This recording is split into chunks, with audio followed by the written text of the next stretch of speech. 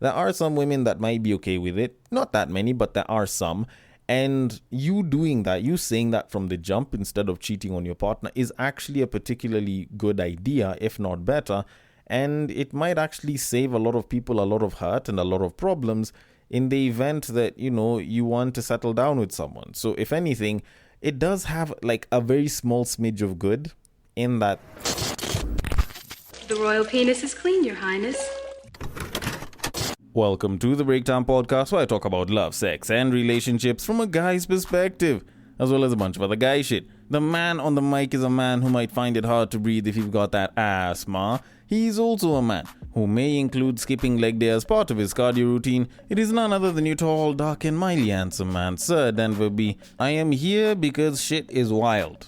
Like, if anything, I feel like this episode is just full of people with wild ideas and wild shit happening, even though some of those things aren't actually all that new, but just the way that people are doing things in this world can sometimes be looked at as absolute madness, even though not entirely, because, behind closed doors, there are different thoughts that can be said about it, and there are different people who've been practicing it for years, if not decades. What am I talking about? I will get to that in a moment, but before I can do any of that, first off, thank you so much for listening to this episode. Thank you so much for listening to this podcast. I hope you listen all the way till the end. And should you like what it is that you're listening to, should you not like it, should you want to give feedback or even suggest a topic, then you can reach out to me via the links on social media, which are usually in the description below. But if you're not a fan of reading that shit, on IG, it is at the Breakdown_podcast. On Facebook, it is at the Breakdown Podcast. On X, it is at Bagakazadi. And on Bluesky, it is at the breaktimepod.bsky.social. And then, I would be more than happy to read your DMs because the DMs are always open. And I would be more than happy to handle them accordingly. And also, I'd love followers on Bluesky and shit, because I love it when people follow me, because it gives the podcast credibility, so I can holler at people on those different apps and shit. But that's sort of besides the point. I need to get straight into the content. Although before I can do any of that, first of all, if you hear any construction noise in the background of this episode or even the previous one, I am sorry. I have been trying my absolute best to ensure that I can record at a time where these guys aren't making noise, but unfortunately that's not been the case, so I will do my best with editing to try and see if I can get around the issue. But all in all, I will ask that you please bear with me, and the sound may not be as crisp or as perfect as you expect it to be, but it will be my voice and I will be chatting the same exact shit that I've been chatting since day one. Now, with that said, I should probably get into the main topic of this podcast, which is very, very related to the title of this episode. But before I can do any of that, I first want to deal with the absolute opposite of what the main topic is mainly about, which is increasing the number of people, because I'm about to discuss a story where there is more subtraction than there is addition. And that is because a man ends up dying and a woman gets pulled away from her kids. And this is one of those sad stories that I like to derive some lessons from, and also sometimes I want to run away from some of these stories, but sometimes these things basically just write themselves and send themselves to me. It's not like I can avoid them as much as I'd like to, but I find it and I know that it's interesting enough to talk about. I'm gonna talk about it. And in this case, it was so interesting because it involved an OnlyFans model being charged with murder. And the funny part is, it's not like she stabbed the dude or actually tried to kill him. It was all for content. And the worst part is he paid for it, because this OnlyFans model that's been charged with murder allegedly was filming the content while the client, who paid $11,000, ended up suffocating with a bag, tape, and a bunch of plastic wrap around his head. Now, I'm going to read the story, then I can get into the wildness of all of this shit, because it just screams some dumb shit was happening and then dude ended up dying. So the story reads, and I quote, "An OnlyFans model by the name of Michaela Rylzadam has been charged with murder following the death of Michael Dale, a 56-year-old client, during a fetish session in April of 2023. Dale paid Rylzadam $11,000 to perform BDSM acts at his home in Escondido, California, including wrapping him in saran wrap and gluing boots to his feet. According to court documents, Rylzadam filmed content for her OnlyFans page while Dale had a plastic bag, saran wrap, and duct tape sealed around his head, leading to his suffocation. Police found Dale unresponsive after Ryla's Adam called 911 and attempted CPR. He was declared brain dead and later taken off life support. Ryla's Dam, a 31-year-old mother of 3, was arrested in February 2025 and remains in a San Diego jail without bail, having pleaded not guilty. The San Diego County Medical Examiner ruled Dale's death a homicide due to asphyxia. Prosecutors found no evidence Dale requested for the suffocation, while her defense claims there was no intent to kill. End quote. Now, this is one of those very interesting situations where I read some of this shit and some of these things just can't leave my head. Like, I read this and the first thing that clicked in my mind was, how do I breathe without you here by my side? Then I thought about it, like Shorty was basically on the dude's side and he still couldn't breathe. But that's sort of besides the point. Like, you think about it, BDSM, this man went in there ready for full-on pleasure, paid $11,000 and he probably still did not. Like, you think about it, dude was basically going there because of just about every other horny dude on the internet's idea of being with an OnlyFans model, because just the same way they'd like to fuck a porn star, they'd also like to fuck an OnlyFans model, but well, unfortunately you end up in situations like this. And you wonder, when this guy was paying for this entire experience, like, did he pay for it knowing full well that he's basically risking his life? Because getting to a point where you're like, you know what, I'm paying an OnlyFans model $11,000 to asphyxiate me is a little bit on the extreme end.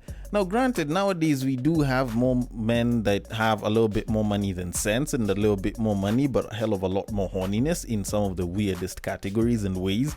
But this is how OnlyFans models make their money. It's just, at this point in time, yes, she might have gotten $11,000, but I don't think that's worth her losing access to all 3 of her children for the rest of her life. Like, you think about it, like, Shorty basically created a precedent whereby lawyers are going to start making more money just to create consent forms for OnlyFans creators that are going to be doing stuff like this. Because as the story said, like, the prosecution was like, yo, she killed dude, and in as much as the defense is like, no, there was no intent to harm, they're like, but there's no proof that this guy asked for any of this shit.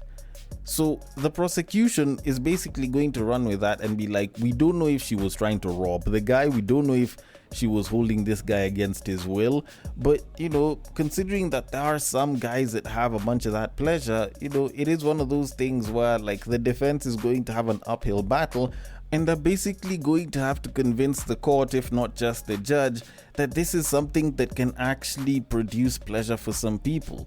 Like, imagine being the lawyer that goes there and says, so according to the BDSM subreddit that was found in the internet, when you search up asphyxiation, some people have spoken about it as a form of pleasure, although including that maybe there were safe words that should be used, and my client did provide a safe word which the deceased agreed to which the safe word was my honor, and I quote, Rumpelstiltskin.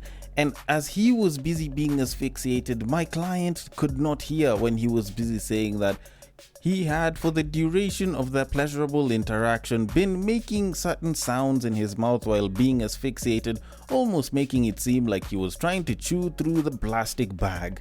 And that shit is going to be so hard to actually defend. Fuck me. Like, I feel like lawyers have it hard when it comes to cases like this. But all in all, like, when you also think about it, like, for the guy who died, he technically had the most expensive set of blue balls that we've ever seen. And not unless if someone can actually surpass this is probably almost like a record. Like, this guy died without hitting the pleasure. And even though people would usually say, oh, there's worse ways to go, oh, this is definitely one of the worst. Because if he nutted, then maybe one of the best. But if he didn't, man's died for some of the most expensive blue balls that he could have gotten just from sitting in front of his screen. Although, then again, considering that some people are into this sort of thing, maybe the judge, who may also be into this sort of thing, might actually reconsider and, give a fairly light sentence or let this woman go because it wasn't intentional. I don't think she wanted to kill the guy, but, on the other hand, she does have the physical proof that, she could actually take someone's breath away. And with that said, I am probably going to leave this case aside and move it on to our main topic of this episode. Now, I recently stumbled onto a video of a Marion busy talking on a talk show where he was being asked about ethical non-monogamy, and the guy had some particularly interesting thoughts on it. Now, usually I don't like to just hop onto things because it sounds interesting, but considering that the term ethical non-monogamy has been mentioned a little bit more and more over the past couple of years, I figured this is something that we should discuss. Now, before I can give my thoughts on the entire thing, first off, let me just let the clip play so that we can establish some context, and then I can get into my thoughts on what he said. So, without further ado, I was talking about in my chair for Hot Topics about actor Kofi Siriboe, and he says that he practices ethical non-monogamy. Okay, do you think that's a good idea, ethical non-monogamy? Well, I will say I'm in agreement. I don't know all of the backstory of those words, but I would say for me, being open is important, and also. The women just truly outnumber the men. You know what I mean? And it's so you're supposed to have. Is this like an all-you-can-eat buffet over here? No, let me. Okay, go on, explain. I'm not jumping on you. Let me just say, it's only a few good men. It's only a few good men. Right. And whether or not it's a. Whether or not it's a physical thing, we end up fostering the next generation as well. So why not have our queens or the women, because I was raised by all women, you know what I mean? Why not have our queens aligned with that? That it takes a village. It's not going to just be one man. You could get married. That man still ain't going to be just your man. He's going to be, there for his daughter. He's going to be there for his mom, his grandmother. So this concept isn't really foreign. It's just a little old, and it's meant to be upgraded. And I love this conversation because I think when men are open and honest that they don't want to have just this one thing for the rest of their life, it gives a woman an opportunity to choose. Okay, so dude basically went into the whole idea of ethical non-monogamy and why he defends it. And there's a few good men and a bunch of other talking points that I am about to dissect and call a bunch of bull on. Although I'll just be very honest and say that I now understand why it is Jordan Peterson spoke up the way he did, at the time where he ended up gaining a lot of fame, where he was busy talking about like words have meanings and, the whole thing with the pronouns and shit. But more so the whole bit about words having meaning, and the moment you put words to something, you give them power. Like, the way people nowadays talk about ethical non-monogamy, I don't know, it just irks me a little bit. Like, fine, yes, you want to fuck around, say you want to fuck around. I feel like that's a much more straightforward way of saying it, as opposed to ethical non-monogamy. It's almost like you're trying to make it sound good. It's like rebranding prostitute to commercial sex worker, or HR to chief happiness officer or some shit. Like, it's like you're just trying to, glaze and sugarcoat something that people may not necessarily be the biggest fans of. And honestly, like, I guess it's taken 13 years or something like that, whenever Jordan Peterson became famous. But essentially now I get what dude was saying about words having meaning. Cause this guy just took that whole thing and he has justified it to the moon. And I'm about to dissect a bunch of this BS. Now, first of all, ethical non-monogamy itself isn't a particularly new concept. The guy was right about that, and I can totally side with it. It's not the first time I'm hearing it. I've heard this ever since during COVID times, and it's something that people in open relationships tend to discuss quite a bit. It's essentially the idea whereby you are together, but you can have relations with other people. You can have multiple relations with multiple people, and you can have multiple romantic relationships with multiple people. Examples of people like this are the actor Kofi Siriboe, which they were busy talking about, among many other people. Like, I think Jidena a couple of years back was also busy talking about something of the sort. And it's not a foreign concept. It's just, I think they have taken that and tried to make it seem like it's like a good thing, yet in reality it's the idea of like an open relationship, or even some version of like an open marriage if the people are married. but also to some degree it kind of gives this whole idea on like how to embrace your sexuality and approach intimacy in like a new, more woke way or some shit like that, which I'm not the biggest fan of, just because like this is something that even married couples from like 1-2 generations ago have been practicing just without calling it quote unquote ethical. And I think that's actually why I don't like it. The whole fact that they're calling it ethical non-monogamy. Like, it's non-monogamy, like we are not being monogamous, but you know, we're doing it in an ethical way.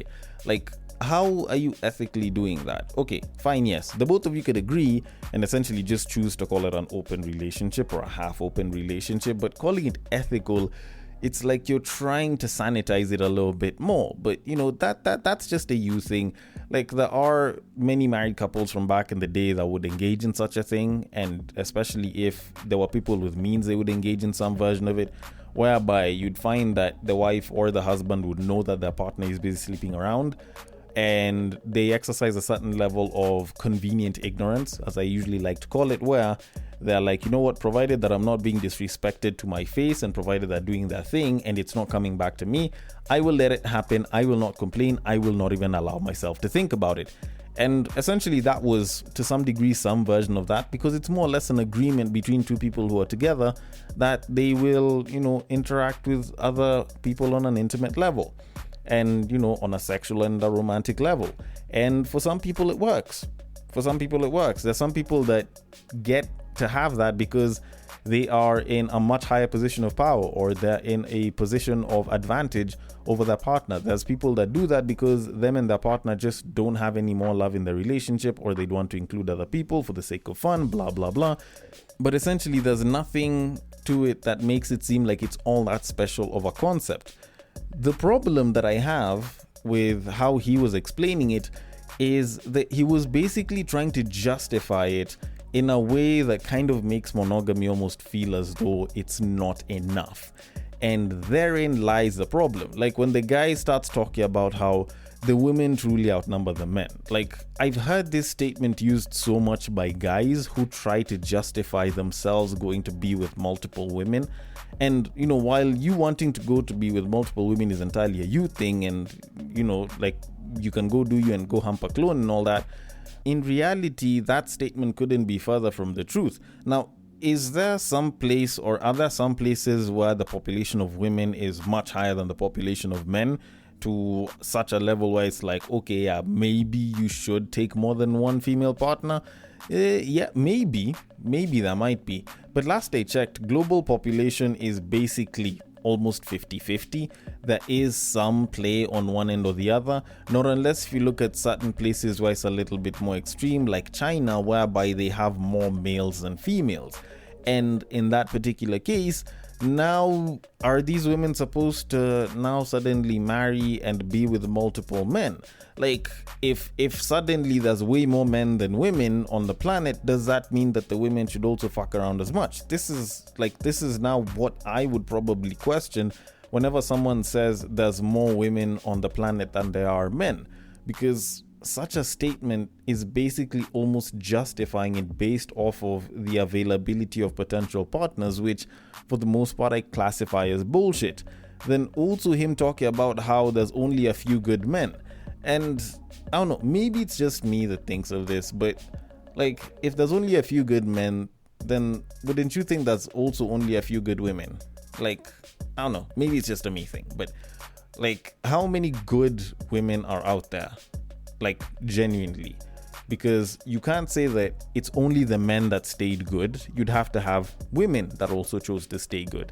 And if there's a cycle of bad behavior that's affecting one gender, it can very easily affect the other gender into also getting into a couple of bad cycles. Because you think about it, if you have a couple of drug dealers who probably deal drugs and they will blow that money at a strip club, they will go and they will talk to women in a very foul manner, there are some women that will be sensitized to think that that foul manner is okay, and they will engage in that, so they will probably be attracted to said drug dealers who will mistreat them. which now creates a cycle whereby if they end up interacting with the next batch of people, they might also end up wanting someone who's a drug dealer, or they might turn someone from a good person into a bad person just because of how they treat them. Because we watch these cycles work. Like, good guys are turned into assholes, good women are turned into hoes. Like, you hear those cycles happening time and time and time again. And it's not like it's the men that are turning other men into scammers, fraudsters, and drug dealers. It's the men's desire to have women that are with those guys that are scammers, drug dealers, and fraudsters.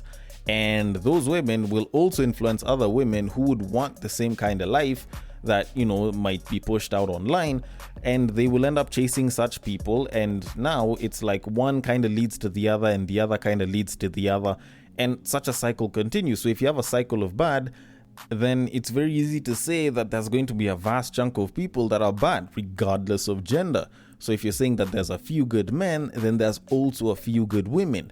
So you having multiple female partners kind of beats the purpose of that, because if there's not that many good men and there's not that many good women, why would one supposedly good man want to be with all these women?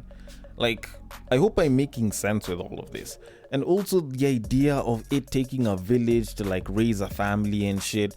You know, when the guy was like, well, you know, it takes a village, and you're like, fam, like back in the day, yes, people did have multiple wives and shit, and yes, it did take a village to raise kids and all, but like, you assuming as though like everyone was being fucked up, or at least every woman was being fucked by one guy. Like, that's not the case. It's not like this man used to fuck his mother, his auntie, his daughter, and everything in between. Like, come on, bruh. Like, even talking about, oh, you know, the man won't always be yours. You know, he'll have to be your daughter's, or at least his daughters, and the mothers, and the grandmothers, and the sister, and the cousin, and the niece. Like, come on, bruh. Like, at the end of the day, all you're doing is just stating multiple women. It's not like you're going to bang all of them, not unless if, you know, you're from Alabama and shit. And even if you are, like, you basically now kind of beat the stereotype of being a good man. So, like, you kind of look at it like this guy is basically just throwing around talking points that are supposed to justify the decision to be ethically non-monogamous, instead of just saying, look, I'm a guy, I have needs, and I just don't want to bang one woman. I just don't want to be with one woman. I want to be with multiple. And if you are a good-looking guy with a bunch of bank on you, there's a bunch of women that would be okay with that. Or if you're a guy that has a particularly good amount of resources, then you can probably do that, at least for the most part. Because I kid you the hell not, most women wouldn't opt to be like a second girlfriend or a second wife or even a third or a fourth if it's with a guy that doesn't have shit going for him, if he's not a guy with massive amounts of resources. So to come around and start talking about how, oh, you know, people should be open and embrace it and shit, and yet this is something that won't really help the vast majority of men, I think is mostly just a bunch of cap and a bunch of cope to kind of get around the fact that if you were a man of a certain status with a certain amount of means, then you can get to pull off such a thing, because there are women that are willing to be a number 2, number 3, number 4 for a particular guy, you know, or for the right set of guy. But on the other hand, like, the vast majority of people aren't really going to choose to do that. The vast majority of people don't even have the capability to do that. And that goes across each gender. It's not like there's that many women in at least today's day and age that are ready to be a second, a third, or a fourth wife or girlfriend. And, you know, it's not like there's that many men that are going to be able to convince multiple women to date and or marry them all at the same time. And essentially, this is just another one of those cases of people trying to justify shit that doesn't necessarily actually make sense for the vast chunk of society today. Although, with all of that said, dude actually did say something true right at the end. You know, the idea of speaking on it and being open about it is actually a good thing, because if you say to a babe that, you know, you want to have multiple women, or, you know, you want to be able to have multiple relations, there are some women that might be okay with it. Not that many, but there are some. And you doing that, you saying that from the jump instead of cheating on your partner, is actually a particularly good idea, if not better. And it might actually save a lot of people a lot of hurt and a lot of problems in the event that, you want to settle down with someone. So if anything, it does have like a very small smidge of good, in that those that want to practice it can probably practice it with other people that are okay practicing it. But the reality of it is, for the vast majority of people, it probably won't be that big of a thing. And to kind of conclude all of this, what I am going to tell you is the only people that can do such things are people of certain status and wealth. And for the vast majority of people, that's not going to be that possible. Now, is it something that you should approach or test out? I wouldn't recommend it, but at the end of the day, it's still a you thing. There are definitely going to be some people that would advocate for such a thing, but let's be quite honest. And I will say this just so that most of the men can probably get this through their heads. If we had a pretty big part of society actually attempting to do something like this, the vast majority of men would lose out on getting partners. And whether you want to be for it or against it, there's a good chance that you listening might actually end up being a part of the people that ends up losing out on a partner because they just found someone else that might be able to give them the same thing you're giving them, and maybe, just maybe, might be able to give a hell of a lot more. Although, then again, considering that I am not a practitioner of ethical non-monogamy, maybe I have zero understanding on the entire concept, and maybe I might be completely wrong on this, so I want your thoughts on it. The DMs are open. On IG, it is at the Breaktime_podcast. On Facebook, it is at the Breaktime Podcast. And on X, it is at BagakaTheD. And on Bluesky, it is at the breaktimepod.bsky.social. Thank you so much for listening all the way till the end, and I will catch you guys on the next break. But what I believe is that if you put a pastor and a prostitute in one room, one is likely to convert the other.